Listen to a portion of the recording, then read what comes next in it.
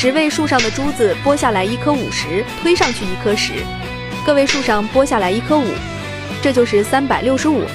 如果要算5加2，就把个位数上拨下来一个5，再推上2个1，这就是等于7。若想算11加12，就在10位数上推上一个10和个位上的一个1，这就是11，再推上一个10和2个1，这就是12，合在一起就能直观地看出等于23。如果需要计算更大的数，还可以将这串珠子多做几串，分成个、10、百、千、万等等，这就是东方智慧代表之一算盘。上梁为天，下梁为地，横梁为人间。上珠2颗象征阴阳之道，下珠5粒呼应五行之理。算盘拨动的不仅是斤两钱粮，更是中国人1000年来持筹握算的处世智慧。